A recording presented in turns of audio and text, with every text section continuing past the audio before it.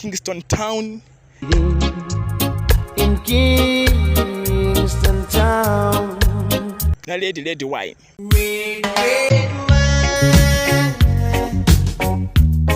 Izo nshaka ko dukomozaho n'indirimbo ebyiri ariyo 1 in 10 na Lady Wine.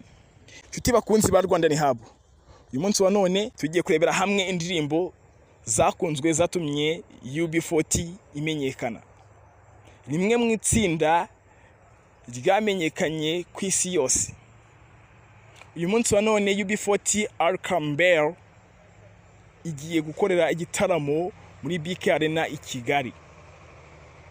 Ariko ngiye iragira ngo turebere hamwe indirimbo zatumye iri tsinda turimenya cyangwa rimenyekana. Baririmbye indirimbo zigiye zitandukanye harimo Many Rivers to Cross,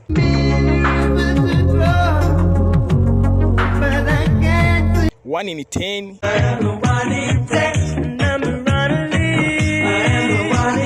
The Way You Do, The Things You Do, You gotta smile so bright. You know you could have been a candle. Food for Thought,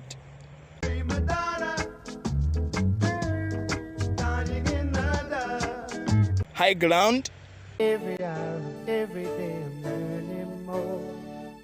The more I Got You Babe, I got you, baby. I got you, baby. Cherry Oh Baby,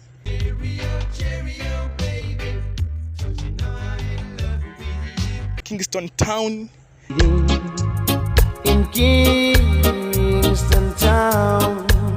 Can't Help Falling in Love, Falling in love. na Lady Wine.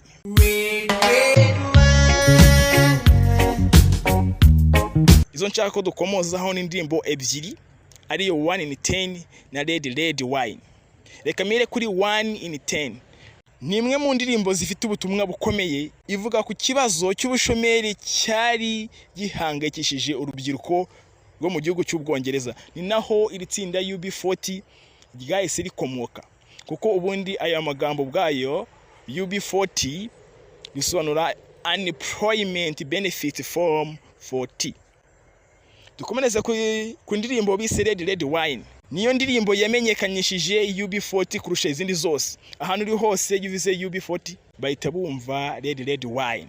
Nimbo uraba witabira kino gitaramo muri BK Arena cyangwa uri ahandi ukabota bashije kwitabira ariko ukaba uri gukurikirana iki gitaramo nibaza kuririmba izi ndirimbo, kuko Arkambel niwe n'ubundi muri izo ndirimbo wumvikana kurusha abandi. Nibaza kuririmba byanze bikunze nago habonamo indirimbo muri izi zose navuze, nago haza kuburamo indirimbo ari buze kuririmba. Muze kumufasha mujyane mu njyana imwe ya reggae nimba uri umukunzi wa reggae.